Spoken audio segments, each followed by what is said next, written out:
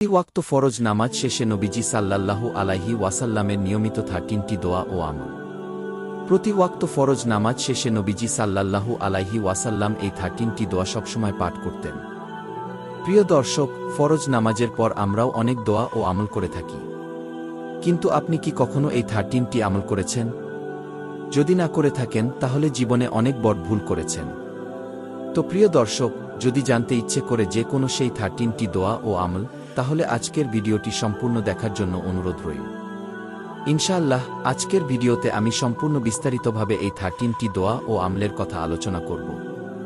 আপনি এখান থেকে অবশ্যই শিখতে পারবেন ইনশাআল্লাহ।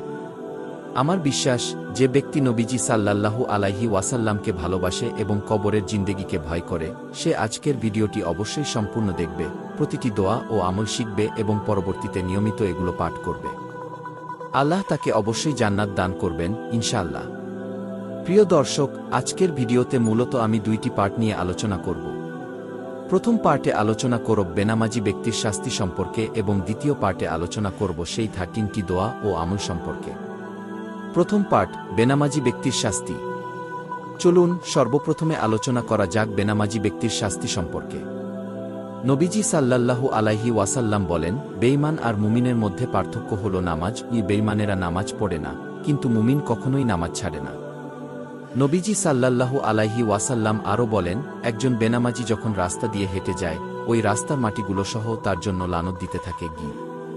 হাশরের মাঠে সর্বপ্রথম নামাজের হিসাব নেওয়া হবে। নবীজি সাল্লাল্লাহু আলাইহি ওয়াসাল্লাম বলেন, জান্নাতের গেটের সামনে কিছু সংখ্যক লোক ভিড় করে দাঁড়িয়ে থাকবে। তারা দেখবে জান্নাতের গেটে তালা ঝুলানো। ফেরেশতা জিজ্ঞেস করবে, ও আল্লাহর বান্দাবান্দিরা, তোমরা কেন এখানে দাঁড়িয়ে আছো?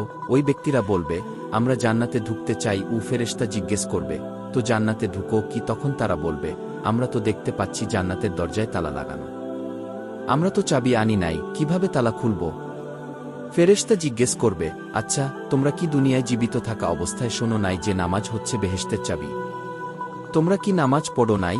তখন ওই আল্লাহর বান্দাবান্দিরা বলবে, আমরা শুনেছি কিন্তু নামাজ পড়ি নাই। তখন ফেরেশতা বলবে, তাহলে আজকে তোমরা জান্নাতে প্রবেশ করতে পারবে না, কারণ নামাজ হচ্ছে বেহেশতের চাবি। যদি তোমরা দুনিয়ায় নামাজ পড়ে আসতে, তাহলে আজকে তোমরা এই চাবি দিয়ে তালা খুলতে পারতে। এই তালা খোলার চাবি আমার হাতে নেই, এটার চাবি স্বয়ং রব্বুল আলামিনের কাছে। তোমরা এখান থেকে দূরে সরে যাও। তখন ওই ব্যক্তিরা সবাই জাহান্নামী হয়ে যাবে। নবীজি সাল্লাল্লাহু আলাইহি ওয়াসাল্লাম বলেন, যে ব্যক্তি এক ওয়াক্ত নামাজ ইচ্ছা করে ছাড়ল, তাকে রব্বুল আলামিন 2,88,00,000 বছর জাহান্নামের আগুনে জ্বালাইবেন। কি প্রিয় দর্শক, 1 সেকেন্ডের জাহান্নামের আগুন কি সহ্য করতে পারবেন?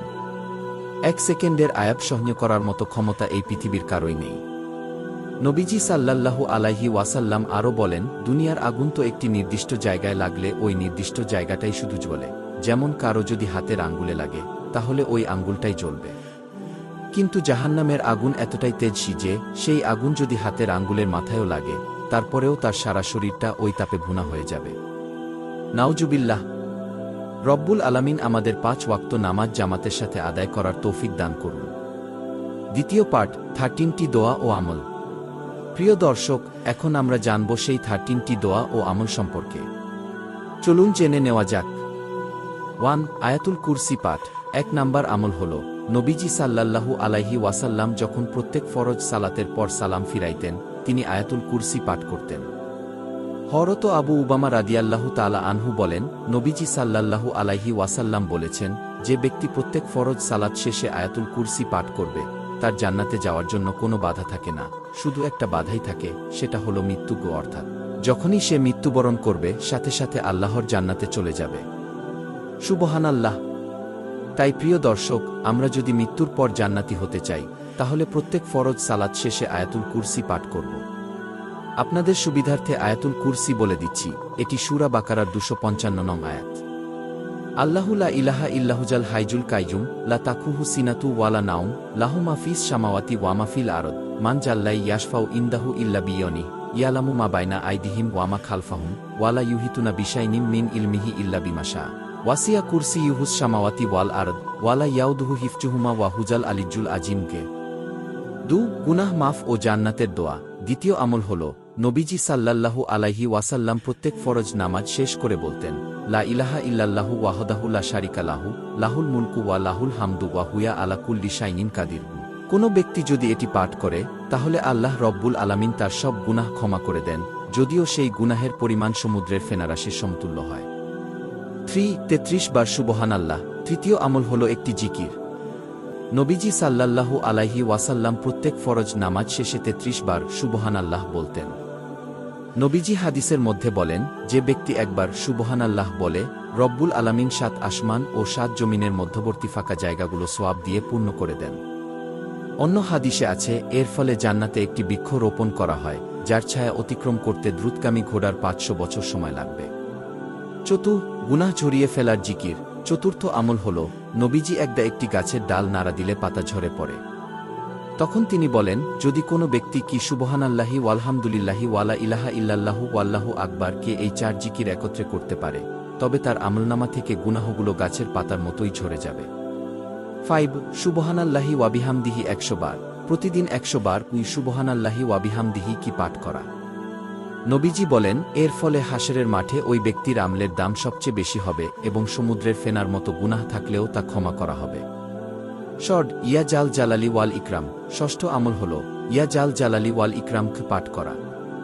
নবীজি বলেন, কোনো ব্যক্তি যদি এর মাধ্যমে আল্লাহর কাছে দোয়া করে, আল্লাহ সেই দোয়া খালি হাতে ফিরিয়ে দেন না। সুবহানাল্লাহ। 7 তওবা ও ইস্তেগফার। সপ্তম আমল হল, রব্বানা জলামনা আনফুসানা ওয়া ইল্লাম তাগফির লানা ওয়া তারহামনা লানাকুনান্না মিনাল খাসিরিন। কি নবীজি নিষ্পাপ হওয়া সত্ত্বেও দৈনিক 100 বার তওবা করতেন, তাই আমাদেরও বেশি বেশি ইস্তেগফার করা উচিত। 8 সূরা ইখলাস 3 বার। অষ্টম আমল হল 3 বার সূরা ইখলাস পাঠ করা। নবীজি বলেন, একবার পাঠ করলে 10 পারা, 2 বার পাঠ করলে 20 পারা এবং 3 বার পাঠ করলে সম্পূর্ণ কোরআন খতমের সোয়াব পাওয়া যায়। আস্তাগফিরুল্লাহ 3 বার। নবম আমল হল সালাম ফিরিয়ে 3 বার কি আস্তাগফিরুল্লাহ কি বলা।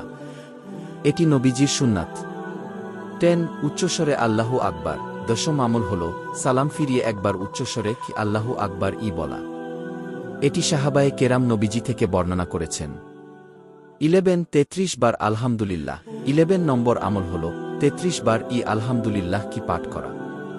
এর মাধ্যমে আল্লাহর নেয়ামতের শুকরিয়া আদায় হয় এবং নেয়ামত বৃদ্ধি পায়। 12 34 বার আল্লাহু আকবার। 12 নম্বর আমল হল সালামের পর 34 বার আল্লাহু আকবার কি পাঠ করা। 13 দরুদ শরীফ পাঠ। সর্বশেষ আমল হল নামাজ শেষে দরুদ পাঠ করা। আপনি সংক্ষেপে সাল্লাল্লাহু আলাইহি ওয়াসাল্লাম কি পাঠ করতে পারেন। ইনশাআল্লাহ এই 13টি আমল করে আমরা নবীজিকে অনুসরণ করার চেষ্টা করব। যদি সুন্দরভাবে নবীকে অনুসরণ করতে পারি, তবে আমাদের পরকালের জিন্দেগি সুখময় হবে। আল্লাহ আমাদের তৌফিক দান করুন। আমিন।